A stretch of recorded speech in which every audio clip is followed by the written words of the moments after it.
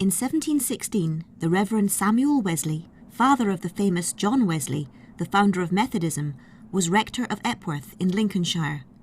During the months of December 1716 and January 1717, the parsonage was haunted in a most unpleasant fashion. The rector kept a diary in which the disturbances were recorded, and which eventually formed the basis of the narrative afterwards compiled by his well-known son for the Arminian magazine. This account, supplemented by personal inquiries and carefully written statement of each member of the household, forms not only one of the most marvellous, but also one of the best authenticated cases of haunted houses on record. The famous Dr. Priestley and the equally well-known Dr. Adam Clarke both furnish voluminous particulars of the affair, the latter devoting 46 pages of his Memoirs of the Wesley family to the narrative. In his Life of Wesley, Southey, in reproducing the accounts of the mysterious disturbances, remarks that an author who, in this age, relates such a story and treats it as not utterly incredible and absurd, must expect to be ridiculed, but the testimony upon which it rests is far too strong to be set aside because of the strangeness of the relation. It is needless to produce anything like a complete account of the disturbances at Epworth Parsonage, so the reader must be content to have in a somewhat abridged form the narrative drawn up by John Wesley, supplemented by a few additional data gathered from other equally reliable sources.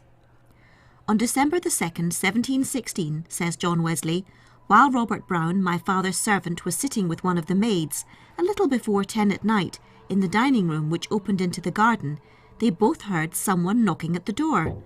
Robert rose and opened it, but could see nobody. Quickly it knocked again, and groaned. "It is Mr. Turpine," said Robert. "He used to groan so." He opened the door again twice or thrice, the knocking being twice or thrice repeated, but still seeing nothing, and being a little startled, they rose up and went to bed. When Robert came to the top of the garret stairs, he saw a hand-mill which was at a little distance, whirled about very swiftly. When he related this, he said, "Naught vexed me but that it was empty. I thought if it had been but full of malt, he might have ground his hand out for me." When he was in bed, he heard as it were the gobbling of a turkey-cock close to the bedside, and soon after the sound of one stumbling over his shoes and boots. But there was none there. He had left them below. The next day he and the maid related these things to the other maid, who laughed heartily and said, "What a couple of fools you are! I defy anything to frighten me." After churning in the evening, she put the butter in the tray, and had no sooner carried it into the dairy than she heard a knocking on the shelf where several puncheons of milk stewed, first above the shelf, then below. She took the candle and searched both above and below, but being able to find nothing, threw down butter, tray and all, and ran away for life. The next evening, between 5 and 6 o'clock, my sister Molly, then about 20 years of age, sitting in the dining-room reading, heard as if it were the door that led into the hall open, and a person walking in that seemed to have on a silk nightgown, rustling and trailing along. It seemed to walk round her, and then to the door, then round again, but she could see nothing. She thought, "It signifies nothing to run away, for, whatever it is, it can run faster than me." So she rose, put her book under her arm, and walked slowly away. After supper she was sitting with my sister Suki, about a year older than her, in one of the chambers, and telling her what had happened. She made quite light of it, telling her, "I wonder you are so easily frightened. I would fain see what would frighten me." Presently a knocking began under the table. She took the candle and looked, but could find nothing. Then the iron casement began to clatter. Next the catch of the door moved up and down without ceasing. She started up, leaped into the bed without undressing, pulled the bedclothes over her head, and never ventured to look up until next morning. A night or two after, my sister Hetty, a year younger than my sister Molly, was waiting as usual between 9 and 10 to take away my father's candle, when she heard someone coming down the garret stairs, walking slowly by her, then going slowly down the best stairs, then up the back stairs and up the garret stairs, and at every step it seemed the house shook from top to bottom. Just then my father knocked. She went in, took his candle and got to bed as fast as possible. In the morning she told it to my eldest sister, who told her, "You know I believe none of these things. Pray let me take away the candle tonight, and I will find out the trick." She accordingly took my sister Hetty's place, and had no sooner taken away the candle than she heard a noise below. She hastened downstairs to the hall where the noise was, but it was then in the kitchen. She ran into the kitchen where it was drumming on the inside of the screen. When she went round, it was drumming on the outside, and so always on the side opposite to her. Then she heard a knocking at the back kitchen door. She ran to it, unlocked it softly, but when the knocking was repeated, suddenly opened it. But nothing was to be seen. As soon as she had shut it, the knocking began again. She opened it again, but could see nothing. When she went to shut the door, it was violently knocked against her, but she set her knee and her shoulder to the door, forced it to, and turned the key. Then the knocking began again, but she let it go on and went up to bed. However, from that time she was thoroughly convinced that there was no imposture in the affair. The next morning, my sister telling my mother what had happened, she said, "If I hear anything myself, I shall know how to judge." Soon after, she begged her mother to come into the nursery. She did, and heard in the corner of the room, as it were, the violent rocking of a cradle, but no cradle had been there for some years. She was convinced it was preternatural, and earnestly prayed it might not disturb her in her own chamber at the hours of retirement, and it never did. She now thought it proper to tell my father, but he was extremely angry and said, "Sukey, I am ashamed of you. These boys and girls frighten one another, but you are a woman of sense and should know better. Let me hear of it no more." At 6 in the evening he had family prayers as usual. When he began the prayer for the king, a knocking began all round the room, and a thundering knock attended the Amen. The same was heard from this time every morning and evening while the prayer for the king was repeated. As both my father and mother are now at rest, and incapable of being pained thereby, I think it my duty to furnish the serious reader with a key to this circumstance. The year before King William died, my father observed my mother did not say Amen to the prayer for the king. She said she would not, for she did not believe the Prince of Orange was king. He vowed he would never cohabit with her until she did. He then took his horse and rode away, nor did she hear anything of him for a 12-month. He then came back and lived with her as before, but I fear his vow was not forgotten before God. Being informed that Mr. Hoole, the vicar of Haxey, resumes John Wesley, could give me some further information, I walked over to him. He said, referring to the bygone disturbances at Epworth Parsonage, "Robert Brown came over to me and told me your father desired my company. When I came, he gave me an account of all that had happened, particularly the knocking during family prayer. But that evening, to my great satisfaction, we heard no knocking at all. But between 9 and 10 a servant came in and said, 'Old Geoffrey is coming.' That was the name of one that had died in the house, for I hear the signal. This, they informed me, was heard every night about 10:15. It was towards the top of the house, on the outside, at the north-east corner, resembling the loud creaking of a saw, or rather that of a windmill, when the body of it is turned about in order to shift the sails to the wind. We then heard a knocking over our heads, and Mr. Wesley, catching up a candle, said, 'Come, sir, now you shall hear for yourself.' We went upstairs, he with much hope, and I, to say the truth, with much fear. When we came into the nursery, it was knocking in the next room. When we went there, it was knocking in the nursery, and there it continued to knock, though we came in, and particularly at the head of the bed, which was of wood, in which Miss Hetty and 2 of her younger sisters lay. Mr. Wesley, observing that they were much affected, though asleep, sweating and trembling exceeding, was very angry, and pulling out a pistol, was going to fire at the place whence the sound came. But I snatched him by the arm and said, 'Sir, you are convinced that this is something preternatural. If so, you cannot hurt it, but you give it power to hurt you.' He then went close to the place and said sternly, 'Thou deaf and dumb devil, why dost thou fright these children who cannot answer for themselves? Come to me in my study that am a man.' Instantly it knocked his knock, the particular knock which he always used at the gate, as if it would shiver the board to pieces, and we heard nothing more that night." Commenting upon this portion of the narrative as furnished by the Reverend Mr. Hoole, John Wesley remarks, "Till this time my father had never heard the least disturbance in his study, but the next evening, as he attempted to go into his study, of which none had the key but himself, when he opened the door, it was thrust back with such violence as he had like to have thrown him down. However, he thrust the door open and went in. Presently there was a knocking, first on one side, then on the other, and after a time in the next room wherein my sister Nancy was. He went into that room and, the noise continuing, adjured it to speak, but in vain.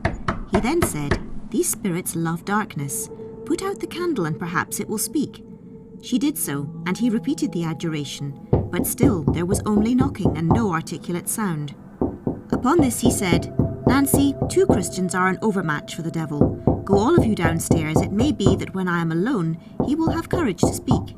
A thought came into his head, and he said, "If thou art the spirit of my son Samuel, I pray knock 3 knocks, and no more." Immediately all was silence, and there was no more knocking at all that night. I asked my sister Nancy, then 15 years old, whether she was not afraid when my father used that adjuration. She answered that she was sadly afraid it would speak when she put out the candle, but she was not at all afraid in the daytime when it walked after her. Only she thought when she was about her work, he might have done it for her and saved her the trouble. By this time, continues John Wesley, all my sisters were so accustomed to these noises that they gave them little disturbance. A gentle tapping at their bed head usually began between 9 and 10 at night. They then commonly said to each other, "Geoffrey is coming, it is time to go to sleep." And if they heard a noise in the day and said to my youngest sister, "Hark, Kezzy, Geoffrey is knocking above," she would run upstairs and pursue it from room to room, saying she desired no better diversion. My father and mother had just gone to bed, says Wesley, citing another instance of these mysterious disturbances, and the candle was not taken away when they heard 3 blows, and a second and a third 3, as it were with a large oaken staff, struck upon a chest which stood by the bedside. My father immediately arose, put on his nightgown, and hearing great noises below, took the candle and went down. My mother walked by his side. As they went down the broad stairs, they heard as if a vessel full of silver was poured upon my mother's breast and ran jingling down to her feet. Quickly after, there was a sound as if a large iron bell were thrown among many bottles under the stairs, but nothing was hurt. Soon after, our large mastiff dog came and ran to shelter himself between them. While the disturbances continued, he used to bark and leap and snap on one side and the other, and that frequently before any person in the room heard any noise at all. But after 2 or 3 days he used to tremble and creep away before the noise began, and by this the family knew it was at hand, nor did the observation ever fail. A little before my father and mother came into the hall, says Wesley, resuming the thread of his story, it seemed as if a very large coal was violently thrown upon the floor and dashed all in pieces, but nothing was seen. My father then cried out, "Sukey, do you not hear? All the pewter is thrown about the kitchen." But when they looked, all the pewter stood in its place. Then there was a loud knocking at the back door. My father opened it. It was then at the front door. He opened that, but it was still lost labour. After opening first the one, then the other several times, he turned and went up to bed. But the noises were so violent all over the house that he could not sleep till 4 in the morning. Several gentlemen and clergymen now earnestly advised my father, concludes Wesley, to quit the house. But he constantly answered, "No, let the devil flee from me. I will never flee from the devil." But he wrote to my eldest brother at London to come down. He was preparing to do so when another letter came, informing him the disturbances were over, after they had continued, the latter part of the time day and night, from the 2nd of December to the end of January. The elder Wesley's diary fully confirms all the more remarkable portions of John Wesley's narrative, and even mentions some curious incidents not given by the son. For instance, the Reverend Samuel says, "I have been thrice pushed by an invisible power, once against the corner of my desk in the study, a second time against the door of the matted chamber, a third time against the right side of the frame of my study door, as I was going in." On the 25th of December he records, "Our mastiff came whining to us, as he did always after the first night of its coming, for then he barked violently at it, but was silent afterwards, and seemed more afraid than any of the children." John Wesley also received several lengthy letters from various members of the family, corroborating various details already given, but these communications are too lengthy to cite, besides being frequently but repetitions of the same or similar stories. From a letter written by Emily Wesley, afterwards Mrs. Harper, some extracts, however, may be given. "A whole month was sufficient to convince anybody," she writes, "of the reality of the thing. I shall only tell you what I myself heard, and leave the rest to the others. My sisters in the paper chamber had heard noises, and told me of them, but I did not much believe till one night, about a week after the first groans were heard, which was the beginning. Just after the clock struck 10, I went downstairs to lock the doors, which I always do. Scarce had I got up the west stairs, when I heard a noise like a person throwing down a vast coal in the middle of the fore kitchen. I was not much frighted, but went to my sister Sukey, and we together went all over the lower rooms, but there was nothing out of order. Our dog was fast asleep, and our only cat in the other end of the house. No sooner was I got upstairs and undressing for bed, but I heard a noise. This made me hasten to bed, but my sister Hetty, who sits always to wait on my father going to bed, was still sitting on the lowest step of the garret stairs, the door being shut at her back, when soon after there came down the stairs behind her something like a man in a loose nightgown trailing after him, which made her fly rather than run to me in the nursery. Emily Wesley, the writer of these words, it may be added, appeared to believe herself followed by this manifestation through life. When writing to her brother John, 34 years after the Epworth disturbances had taken place, she alludes to that wonderful thing called by us Geoffrey, as calling upon her before any extraordinary new affliction. In summing up the general circumstances attendant upon the disturbances in their household, John Wesley remarks, "Before it came into any room, the latches were frequently lifted up, the windows clattered, and whatever iron or brass was about the chamber rung and jarred exceedingly. When it was in any room, let them make what noise they would, as they sometimes did, its dead hollow note would be clearly heard above them all. The sound very often seemed in the air in the middle of a room, nor could they ever make any such themselves, by any contrivance. It never came by day till my mother ordered the horn to be blown. After that time, scarce any one could go from one room to another, but the latch of the room they went to was lifted up before they touched it. It never came into my father's study till he talked to it sharply, calling it a deaf and dumb devil, and bid it cease to disturb the innocent children, and come to him in his study if it had anything to say to him. From the time of my mother desiring it to not disturb her from 5 to 6, it was never heard in her chamber, from 5 till she came downstairs, nor at any other time when she was employed in devotion. No satisfactory explanation of these remarkable circumstances has ever, so far as we can discover, been afforded."